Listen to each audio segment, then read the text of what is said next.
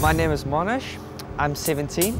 I go to Manariwa High, and I have a very great interest in the aviation industry.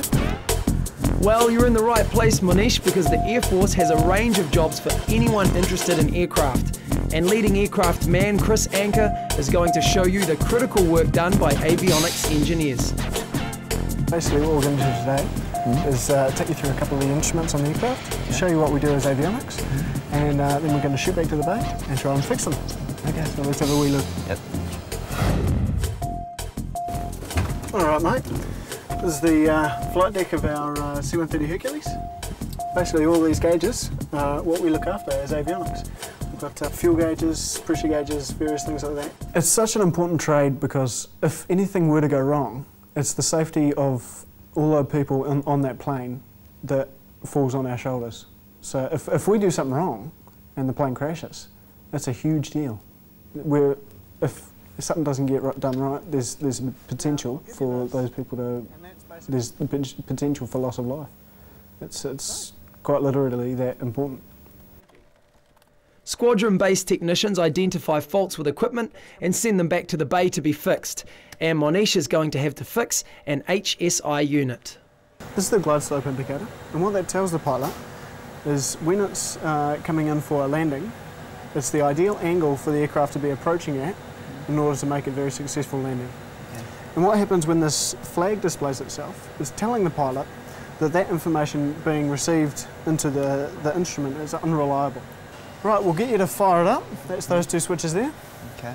If you just flick those, what should happen is all the flags should go away. Okay, and as you can see, the glide slope flag is still shown. And after confirming the fault, they have to identify the cause. Okay. Oh, look at that. You see there's a loose wire. Yes. That's probably what's causing our problem. A good avionics person should have a good eye for detail, have a good interest in electronics, and be interested in planes in general.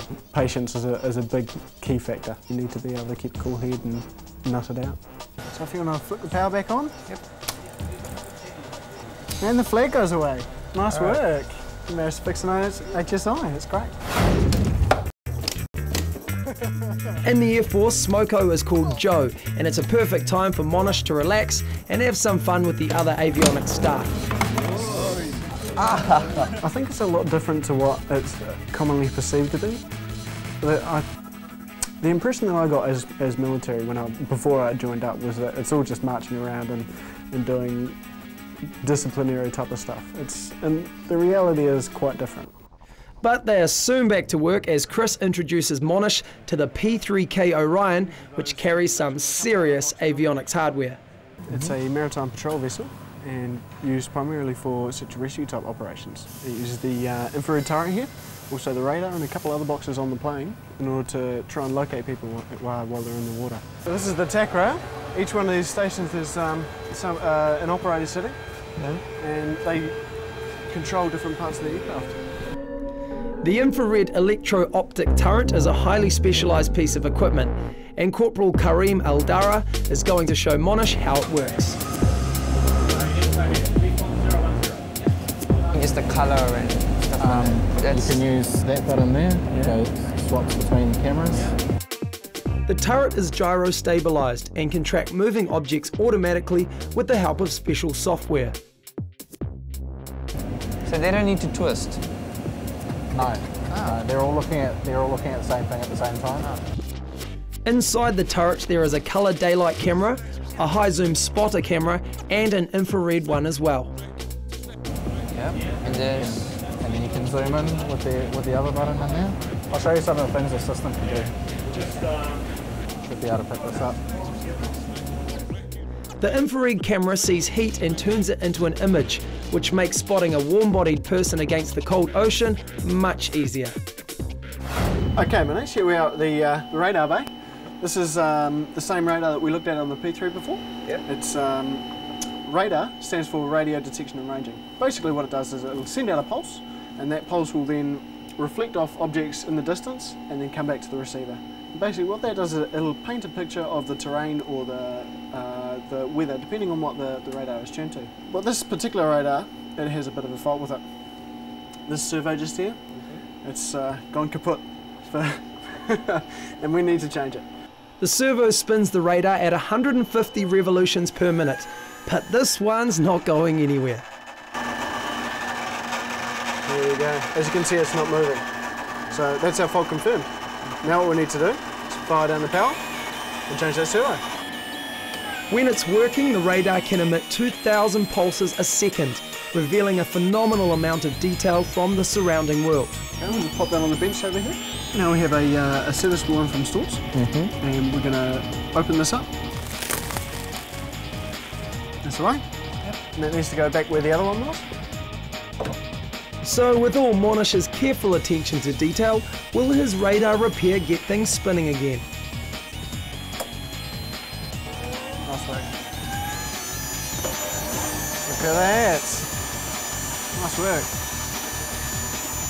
I think he'd make a great avionics technician. He seems to have the discipline down, he's focused, seems to have the right attributes for the job, yeah. With the radar fixed and installed, the Orion is on to its next mission.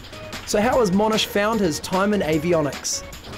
Definitely my favorite part would be fixing up the HSI unit, and that was fun because it was really techy, and finding the fault for it and soldering it and doing it by hand, it was really great. Avionics engineers need to be accurate, patient, effective and be able to follow instructions. They should be practical and logical in their work, with good hand-eye coordination, normal colour vision and must be comfortable working in confined spaces. 3 years of secondary education in English, Maths and Science is needed before starting training, and previous experience in electronics or electrical work is useful, as is experience as a mechanic.